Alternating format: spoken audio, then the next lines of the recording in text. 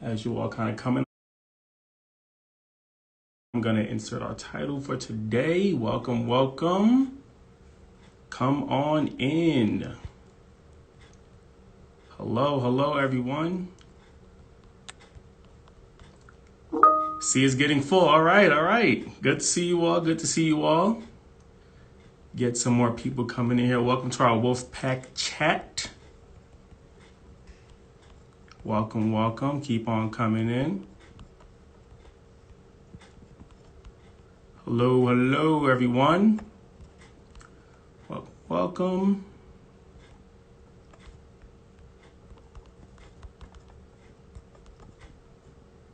All right, all right. Got some more people coming on in. Just come on in. Just going to wait people to kind of fill this up, and then we'll begin shortly. Welcome, welcome. I see some waves. All right, some hearts. Hello, hello, everybody. Hello.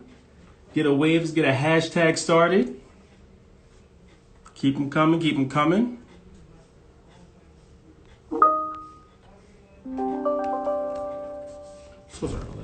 Come on in, everybody. All right, all right. So we kind of have people in here at the moment. Okay. Hello, hello, welcome.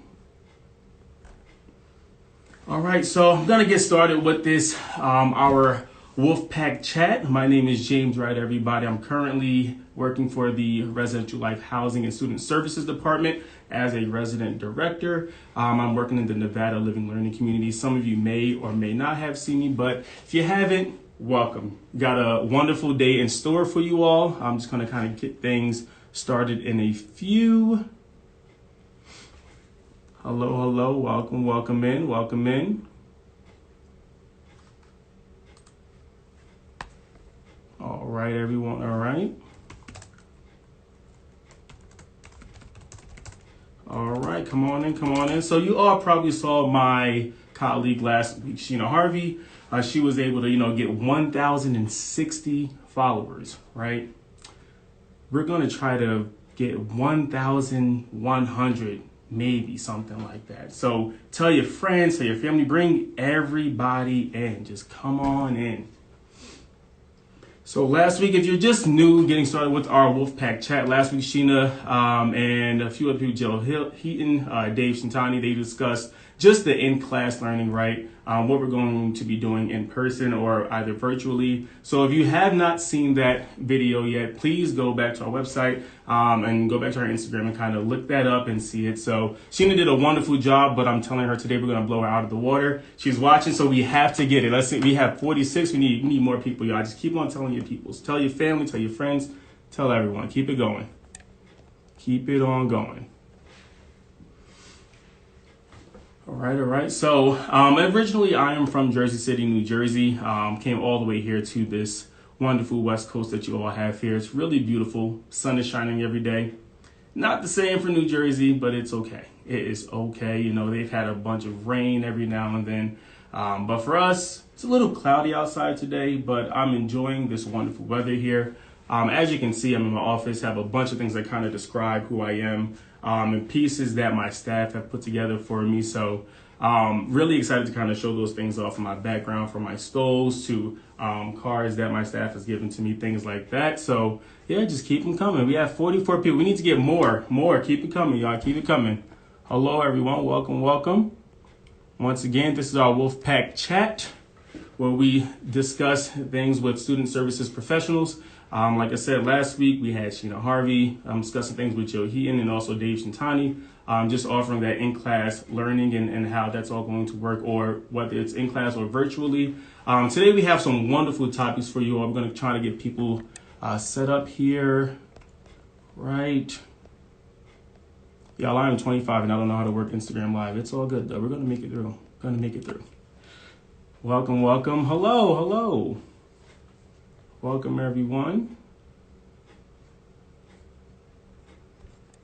Welcome in. We're going to try to get some more people. We're at 46. We need like 1,000 more. Y'all, we have to beat Sheena today. We have to. So keep on coming. Keep everybody coming in.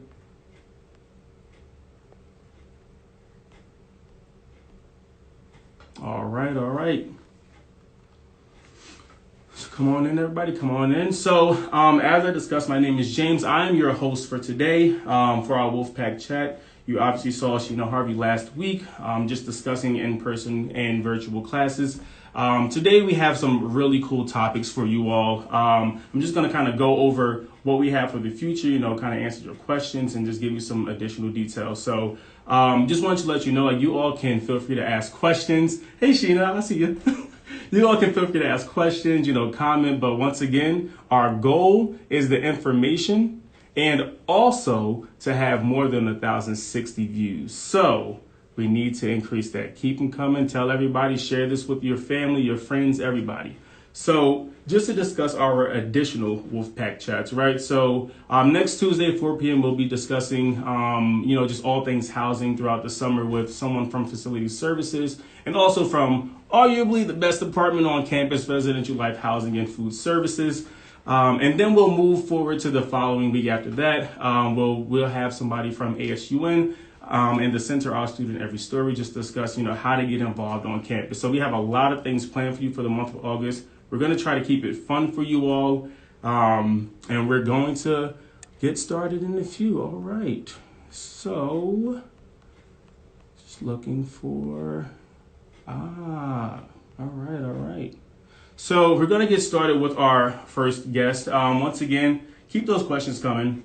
We have a lot of people behind the scenes helping us out as always. But I wanted to introduce our first guest. This is the Director of Student Health Services, Dr. Cheryl Hug English. And she'll basically be talking about all things COVID, right? Answering all your questions. So keep them coming in the comments. And I'm going to let her in now to see if this works. All right, we are connecting. See, connecting is always a good sign, everybody. Let's keep it going. Yeah, 53. Hello. All right. Yeah, look at that. All right. We got some things going. Hello. Can you all hear me? Yeah. Yep. Yes. Good afternoon, and welcome to All right. So, Dr. Cheryl Hug English, welcome to our Wolfpack chat. So, before we kind of get started with the business, right, just kind of wanted to ask you a few questions. Why don't you tell the audience about yourself, how long you've been at UNR, and one thing that you're most excited about for this upcoming semester? I'll pass it to you. Well, thank you. Gosh, I have been here for a long time. I've been part of the UNR family.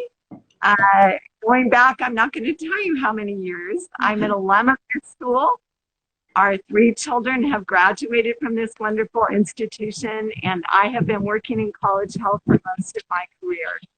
Proud to be part of this institution, and I'm most excited about our campus getting back to having students here again, and all of the steps that we have been working on the last few months to try to make this as safe and healthy an environment as we can. So as you notice, we are up here at the Student Health Center. I want to welcome you to the Student Health Center. And we, as you can see, are filming outside. The reason for that is I wanted to spend a few minutes talking a little bit about our COVID-19 testing. Our testing occurs every morning, Monday through Friday. For anyone who is experiencing symptoms of COVID-19 or anyone who has been a close contact with someone diagnosed with COVID-19. Testing is for by appointment only, and to access testing, you simply need to call the Student Health Center the day before. You have to fill out a very brief screening questionnaire, and you will be given an appointment time. At the time of your appointment, you're going to walk up to this testing table. All of your paperwork will have been completed. You will complete it at the table. Your test will be completed. Takes less than a minute, and you'll be on your way. The test takes several days, up to a week, to get back sometimes, depending on how backed up the state lab is. And those results will be put into your patient portal. So that's how our testing works, and you can see an example of one of our wonderful nurses this year. And you can see the way the table is set up right in front of our clinic. It's hard to miss. So if you're coming to the Student Health And we want you to know that you are able to come to the clinic both in person, or if you're more comfortable, we are still offering telemedicine visits as well. If you are planning an in-person visit, we ask that you call ahead for an appointment. And as we walk further in, I will show you that as you come into the clinic, you'll be greeted by one of our wonderful nursing staff inside, at which point a temperature check and a symptom screen will be done. Once that is completed, you'll be escorted into our waiting room. And we'll walk that way now. All right, and if you're just joining us, we are still doing our Wolfpack chat, right? I am James. I'm the MC of the day. Dr. Cheryl Hug English, who's the director of the Student Health Services Center, is now giving us a tour. So if you're joining us, welcome. And Dr. Hug English, I'll turn it back over to you. Thanks, James. I'm just showing you our waiting room, which for those of you, if you've ever been up to the Student Health Center, looks dramatically different. As you can see, most of the furniture has been removed to promote social distancing. When you come for your appointment, you will spend little to no time in the waiting room, but will instead be escorted back to one of our many exam rooms, which we will walk towards now. All right. Once again, if you're just joining us, welcome. Keep those questions coming in the comments section. We have a lot of people helping us out on the back end. And like I said, I'll turn it right back over to you, Dr. Hug English. So this is just an example of one of our many examination rooms that if you come for an in-person visit, you will be having your visit here. And we're going to continue on into our conference room where we'll get a little bit more comfortable and I can answer any or all of your questions. So on we go. All right. All right. And once again, welcome everyone to our Wolfpack chat. I have a bunch of great topics today. One being just discussing all things COVID-19. The next will be going over a new software called Qless. Right now we have Dr. Hug English on with us. So with that, I'll begin with the first question, Dr. Hug English. Very simple one, right? But something that, we are all wondering. So what is COVID-19 and how do I get COVID-19? Good question, James. And COVID-19 is a virus that none of us had ever heard of before last year, the end of last year. And it really is a member of the coronavirus family. The coronavirus also can cause the common cold. So the coronavirus family itself we are familiar with. However, COVID-19 is a newcomer. And it has caused a little bit of chaos, not only in our community, in our country, and across the world. It's because we really didn't know anything about this virus. And although we've learned a lot about it in the last 5 to 6 months, there's still a lot we're learning as we go. So it is a virus, meaning that it is spread primarily by respiratory droplets, meaning through coughs and sneezes, through speaking, playing instruments, those sorts of things. All right, cool. Well, thank you so much, Dr. English, for answering that question, right? So another one, with move-in being next week and then classes starting shortly after, I have another question for you. So what if someone in my class or a residence hall gets sick or is exposed to COVID-19? What will I be expected to do? So that's a great question, and I think that's one that's on a lot of people's mind.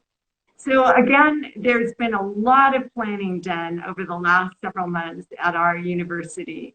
Both for the residence halls, classrooms, buildings, facilities, lots of work has gone into preparing our campus.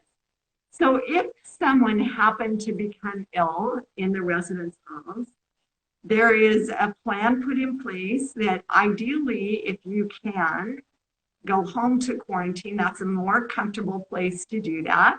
Mm-hmm. If you can't, and there's circumstances that you're not able to go home, there have been rooms set aside in a particular residence hall that will be determined to be quarantine rooms. And that would be where someone who's diagnosed with COVID-19 would go to spend their quarantine time. All right, cool. Thank you. Thank you so much. So if you are just joining us, right, we are having a conversation with Dr. Cheryl Hug English just about all things COVID-19. I'm your host, James Wright, Resident Director here at the Nevada Living Learning Community. And with that, I'll move on to our next question, Dr. Hug English. So, we've heard this a lot in the news, right? So, I've heard that COVID-19 doesn't really impact college-age students, and seniors are more susceptible to getting it. So, why should I take all the precautions when, even if I get it, I might not get that sick? So another great question, and it is true that we know that COVID-19 tends to affect older people more severely than younger people. However, I will tell you, in our state and across the nation, the highest number of cases right now are in ages 20 to 29. So this age group, this college age group, is not immune to getting COVID-19. I will tell you that many people do get more mild illnesses. However, I have certainly talked to a number of individuals in their 20s who've gotten significantly ill with this virus. So the problem is we just don't know which person is going to get a mild illness and which person is going to get a more severe illness. So why do you need to care about it? You need to care about it for your individual health. You need to care about it for your colleagues, your friends, your faculty members, and your family members. So you might get a mild infection from this virus and recover quickly, but a friend or a family member might not. And so that's why we all need to really take personal responsibility in doing the things we know can help prevent the spread of this virus. And that's wearing facial coverings, social distancing, and using good hand hygiene. Definitely. If I can go back to your first question, I really didn't fully answer what happens if somebody in a class gets sick. Yep, that's right. And again, that would be important that if you do become ill with COVID-19, obviously you need to stay away from class, stay away from being out in public, and you would need to go into self-isolation for a period of 10 days after the start of your symptoms and 24 hours with no fever. It's important to let your faculty member know that you would not be able to continue in class. And as you all know from last week's Instagram, there are lots of different options available for students right now to continue with their classwork. Thank you. Thank you for doubling back on that question. I would say like a bottle of Purell goes a long way. You need it. I have it in my office. I welcome people who enter it. Please use some. So thank you so much. And you mentioned this term a few times, but can you please explain the difference between isolation and quarantine? Absolutely. So these terms are often used interchangeably, but there really is a difference. Isolation is a term that's used when someone has been diagnosed with an illness like COVID-19. So once you've been diagnosed with COVID-19, you would be considered to be in self-isolation, meaning that you are staying home, not going out in public until those 10 days have passed or until your symptoms are gone if it goes longer than 10 days. If you have been a close contact to someone with COVID-19, then you would be in quarantine, self-quarantine. And that designation means that you are not yet ill, but you've been exposed to this virus. And so you also need to stay out of the public and stay at home. It seems a little bit unfair that people that are close contacts and have been exposed to this virus actually need to self-quarantine for 14 days, whereas the people that have been diagnosed with COVID-19, it's 10 days. The reason for that is that people that have been exposed, the incubation period of when this virus can actually develop is anywhere from 2 to 14 days. So you could be infectious anywhere during those 2-week period of time. All right. Thank you, Dr. Hug English. So if you are just joining us, I noticed that we've had a few more followers join us. I am James, and I'm emceeing this Wolfpack chat today. Currently, we are speaking with Dr. Cheryl Hug English, who is the Director of the Student Health Services So with that, I'll kind of get into our next question. So you kind of mentioned this when you talked about, students returning to class or if they are, or not returning to class if they are COVID positive, right? So question that we got, so why don't we all need to have a negative test to return to campus? So that is, again, a really good question. I think that oftentimes there's a desire or a feeling that, gosh, we just all need to be tested and know that we're all negative, and then we can all come back and everything is all good for this semester. But we need to Right. remember that a test is just a moment in time, and that if we were all to be tested today, that by tomorrow or the next day, that result of that test is really voided. We've gone to the grocery store, we may have gone to the gas station, we may have gone to a class, we may have been in our residence hall. So it really is not very effective to do a large group of people at the same moment in time. The CDC recommends doing symptomatic testing, that is for people who are having current symptoms of COVID-19 and those that have been a close contact to someone diagnosed with COVID-19. So we're following those guidelines on our campus, and that is the people that we are prioritizing for testing. All right, cool. Thank you so much for answering that. So with the next one, right? So how do I continue my classes if I get it or if I'm asked to self-isolate? So again, with the multiple options that are out there for class and academic activities this semester, there are definite options if you do become ill. The first step would be to talk to your faculty member and let them know. I think that faculty members are going to be very flexible in working with you to make sure that you're able to keep up with your academic work. If that's not possible, there are obviously steps that can be taken. But again, for many classes this semester, there are options for online or remote delivery in addition to in-person. All right, cool. Thank you so much. So kind of switching gears from the classroom, let's talk about the residence hall side. So like, what is the management strategy for positive cases in the residence halls?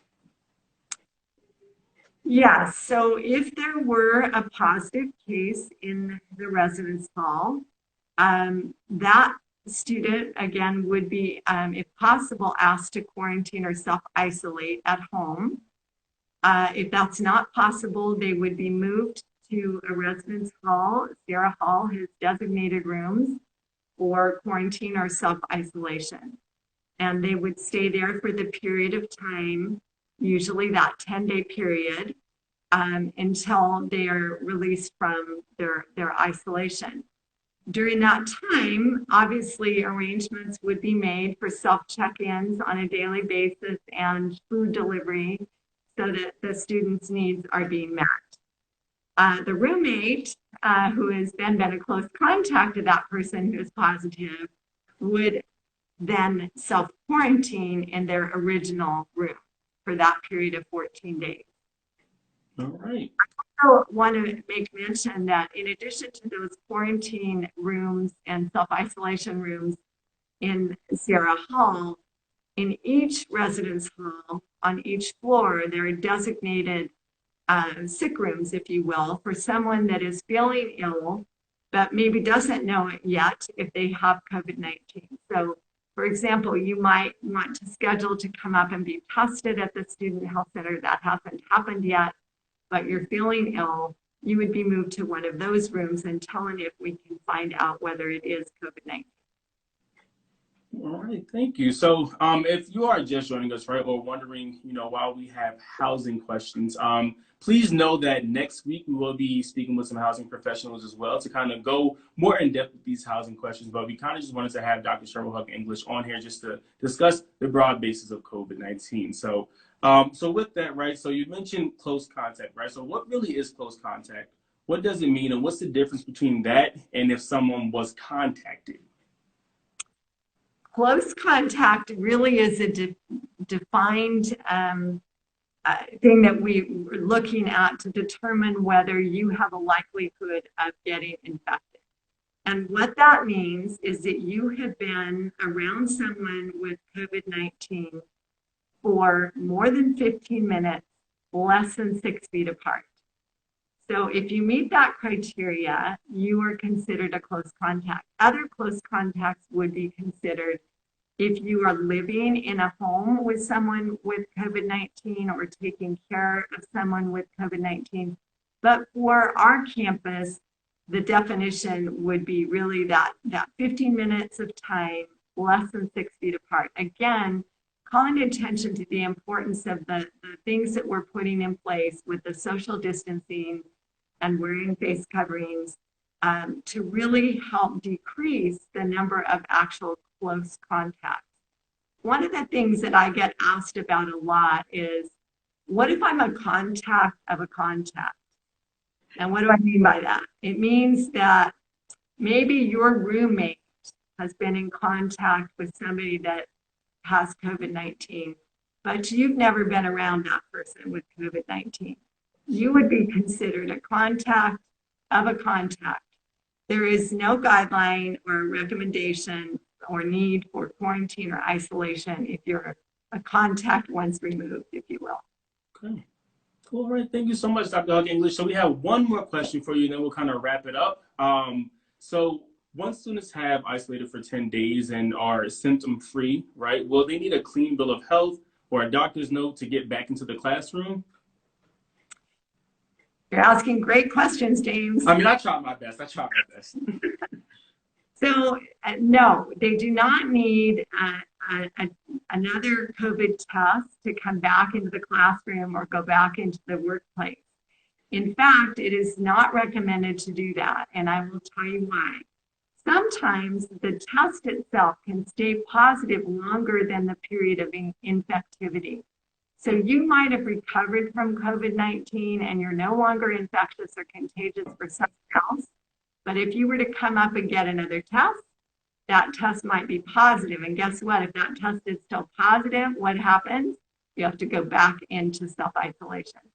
So it's not recommended to get another test at the end of your period of infectivity. All right. So thank you so much, Dr. Hug English. Like, this is all the time that we have, but we appreciate you for joining us for our Wolfpack chat. Like I said, guys, keep the questions coming. Keep the comments coming. We love it. But wanted to just thank you so much, Dr. English. My pleasure. Thank you, James. All right. You have a wonderful day. You too. All right. I will see you later. So if you are just joining us, right, this is our Wolfpack chat. I'm your MC, James Wright. I'm currently the resident director of the Nevada Living Learning Community. We will have housing professionals here next week, and they will be discussing all things housing, some updates that we've had throughout the summer, and much more. But with that, we're going to wait for our next guest. Let me just make sure I didn't miss anything. Okay. But we'll wait for our next guest as we get started. And that person will be the Student System Services Specialist. Oh, say that fast like 5 times, everyone. Student System Services Specialist. Student System Services Specialist. That's funny. All right. So looks like our guest is here. So with that, I'm going to welcome the Student System Services Specialist, Caitlin McKinney. All right. Let's see if this works once again. 25, y'all. I don't know how to work Instagram. It's crazy. It's astonishing, actually. All right. We are waiting. We are waiting. Hello. All right. Hi. All right. This worked. Good job. Hello. So welcome, Kate. So this is our Wolfpack chat. Before we kind of begin with the business, just kind of wanted to give the people just an introduction of yourself, who you are, how long you've been at UNR, and one thing you're excited about for this upcoming year. Okay. So first of all, thanks for having me. This is my first live. Same. Learning how to use all this technology. I was like practicing for 48 hours trying to make sure I knew what I was doing. But about me, my name is Caitlin McKinney. I work at Admissions and Records. I am the Student System Services Specialist. Yes, quite the tongue twister. Mm-hmm. I graduated from high school here and I attended the university. So I have been at the university for a long time. Since 2009, I was a student here. After that, I was lucky enough to just be able to stay on and continue to work here. One thing that I'm excited about is just kind of the excitement that a new semester brings. I've been around for a lot of new fall terms, and I think that this one may be a little bit different, but it's just such a good environment for all of us staff to be in, to have students, whether they be on campus or remote. It just brings a really great environment for all of us on campus. Yeah, and we have a lot of new things coming up, right? And speaking of something new, you're working on this Qless software, right? So what is Qless and why do I need to know about it? Yeah, so Qless is a cloud-based queue management system, also a tongue twister. But essentially what Qless allows students and faculty on campus to do is to join the queue online. So students can save their spot in line, if you will. It also allows for students to make appointments online. The offices on campus that are using the queue are financial aid, cashiers, admissions and records, Nevada Money Mentors, which one did I forget? Oh, Wolf Card. Sorry, I have my little poster back here that I'll show you guys in a second. And also Veteran Services under the Admissions and Records umbrella. And so students can, if they're on campus and they need to come to receive services from Admissions and Records or cashiers, financial aid, Nevada Money Mentors, or the Wolf Card office, they can join the queue virtually. So they can also send a text message to join that queue. And what that allows students to do is to receive a message that says, thanks for joining the queue. Your estimated wait time is maybe 15 minutes. We'll send you a text message when it's your spot in line. So students can wait till class is over. They can get a coffee. They can leave their housing, their dorm to get here, and then we'll send them a message. That's how they know that then they can come up to our offices to receive service. With the appointments, those appointments are held through Zoom. So the offices that have appointments are going to be financial aid, admissions and records, and cashiers. So it's really nice for our students that are remote that they can go ahead and request those appointments through Qless, so that they don't have to come on campus here to receive our services. All right, cool. Well, thank you so much. So you answered kind of the next question, right? Like, how do I access it? So I'll move with the next one, right? So when will I need Qless? Like, can I use it right now? Will I need it when I come on campus? When will I need it? Yeah, so Qless needs to be used by any student who is planning on coming to receive services by any of those offices. So if you are planning on picking up your Wolf Card, you want to make sure that you join the queue before you head to the Wolf Card office. Or if you need to make a payment at the cashier's office, if you weren't able to make it online and you have questions, you can always use the virtual front counter, or you would need to join the queue before you come into the student services building. We strongly encourage that students use those virtual front counters that are available. We have tons of appointments that are available. You meet with a specific person within that office that can assist you with your request. We meet with you face-to-face on Zoom. So if you would prefer to meet with someone face-to-face, but you cannot come to campus, it's a really great way for us to just be able to see you, to talk to you. The time limits for admissions records at least are 10 minutes, but I know that cashiers and financial aid are also taking those appointments. You can meet with a financial aid advisor. You can talk to someone in cashiers. They can kind of help you through all those issues that you're having, if you are having issues across the board. And so around campus, what you'll see if you are coming on campus is that we have some signs outside of buildings that you will need to use Qless. So you'll be able to tell when you're walking around that that's a Qless building. You'll need to use those Qless lines to access those services. But I will say too that there are some, I guess, departments or offices within those buildings. Like in our office, we have in our building, we have offices that aren't using Qless. So I know it can be kind of confusing. So you can go to our website. We have unr.edu/Qless. So it tells you all the offices that are using Qless, and you can join the queues from there as well. All right, perfect. Well, thank you for that question, right? In the technology age, right, we're always on our smartphones. So is there an app for Qless? Like, can I download it on my phone? Can I download it on my Mac, my PC? Yeah, so there is an app. I'll be honest, I haven't played around with the app a whole lot just because we have the website and it's a little bit easier for me to use just because it's kind of all in one place. So the website, like I said, is unr.edu/Qless. From that website, you can access the financial aid queue, cashiers, admissions and records, Wolf Card. They're all there. Nevada Money Mentors. You can click on a link, and then what it will do is it will take you to that queue's homepage, essentially. So you'll say, okay, I'm here today. I need help with financial aid. It'll ask you exactly what you need help with within financial aid. You'll give us your student ID number, your email, and then it will add you to the queue. So they're also, and I'll show you guys here in a little bit, we have, on those posters, we have a QR code. So you can use the QR code if you're on campus and you're walking by, you can use that, scan it on your phone to add into the queue, or you can text. So if you'd like to write this down, or like I said, we have it pretty much everywhere, you can text UNR to, and I'm gonna look at my poster so I don't mess this up, to 775-204-0124. So if you send a text message, basically what will happen is it's going to come back to you and say, thanks, what do you need help with? It will ask you the office that you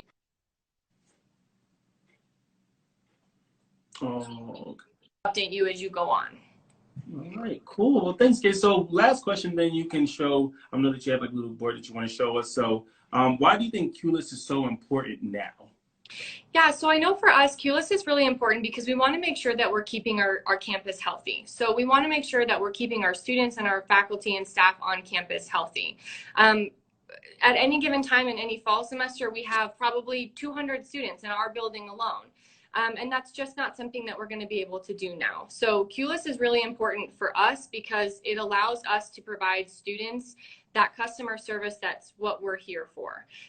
So it allows us to be able to help students, whether it be getting in the queue to come in line or helping them via Zoom, just to make sure that we're assisting them with all their needs. I know how crazy a first semester can be. A lot of times for students, this is their first semester being on campus. So we just want to make sure that students know that we're here for them, whether it be remote, whether it be in person. Our customer service hasn't changed. So I'm not just speaking for admissions and records. I know I'm speaking for all of the offices that are using Qless. We are still here to help you. I know it may feel like things are a little weird right now. I don't know what campus is going to look like. I can tell you it's pretty much the same. So I've been sitting outside at lunch on campus during my lunch breaks. There's students here. Everyone's wearing masks. It's nice. It's a nice environment. So we just want to make sure that we're able to keep up with that environment and continue to provide support to students. Perfect. Thank you, Kay. So now we can kind of end with you showing your board. I know that you have one behind you, so if you don't mind showing the audience. Yeah. Board. Okay. Let me make sure I can do this without. I gotta unplug my. Sorry, I'm gonna put it down. Sorry. It's okay. It's 2020. I don't know how to work live either, so. Okay, so these are the boards that we kind of have around campus. So if you can see, it'll tell you at the top here, it says check-in now required. Those are the offices down below that are going to be requiring that you use Qless. Again, I think Veteran Services is using it under the admissions and records window. So for all of my Veteran Services users out there, you can join that queue under admissions and records. And then down below, it's going to show you, you can download the app. You can send a text message, you can visit the unr.edu/Qless, and then you can also scan the QR code. So essentially, and the last thing on those is just going to be like the 4 main things. So you can join the line, you can continue to do whatever you like, whatever you were doing, go about your day. We'll send you updates, and then you can be served. So it's really just a great way for us to continue to stay in communication with students, and it makes it really easy. It's really easy on our side to use. So we're hoping that students find it and use it and like it. If I can say one thing too, this wasn't necessarily a question, but I know that there are a lot of things that students don't necessarily know that they can do online or do remote right now with our services. So I would say when we're here on campus, I'm coming to you from campus. So call us, email us, use those Zoom appointments. Most of the documents or most of the transactions that you need to do as a student, you don't have to come to campus for. So we'd love to see your shining face through that mask. But if you don't feel comfortable going to campus or it doesn't fit into your schedule, that's okay. Most of the offices that you need, so financial aid, cashiers, admissions, and records, we all have emails on our website. You can send us an email. We answer all of our emails. We check them. Typical response time, I would say, is 2 to 3 business days. So if you need something urgent, it may be best to call, but we're always here for you. We're always answering those emails. And then those Zoom appointments are just a really great way to have that one-on-one kind of face-to-face customer service if you can't come on campus. All right, Kay. Well, thank you so much. We appreciate you for showing us some cool new software. That's all the time we have for you, but thank you so much for coming on, and we will see you later. Thank you. Bye. All right, see you. All right, everybody. So this is towards the tail end of our Wolfpack chat, right? So just kind of recap. Our Wolfpack chats are happening every Tuesday at 4 p.m. For the month of August, right? So last week, my colleague Sheena Harvey kind of discussed just all things in classroom, like how classroom is going to look, what is it going to be, things like that. Today, we met with Dr. Cheryl Hook English, the director of the Student Health Services Center. She kind of gave us a tour of the health center and then answered some questions regarding COVID. After that, we met with the director. Oh, no. Hold on. I'm going to get it, y'all. I'm going to get it. The Student System Services Specialist. Boom. I need y'all to go home and practice this. Student Systems Service Specialist, Mckinney. And she kind of just discussed Qless, her new software, just coming to kind of help you students as you move in. So thank you all so much for joining our Wolfpack chat. Next week at 4 p.m., wonderful conversation with our housing professionals, just detailing all things housing, the things that we've improved on during the summertime.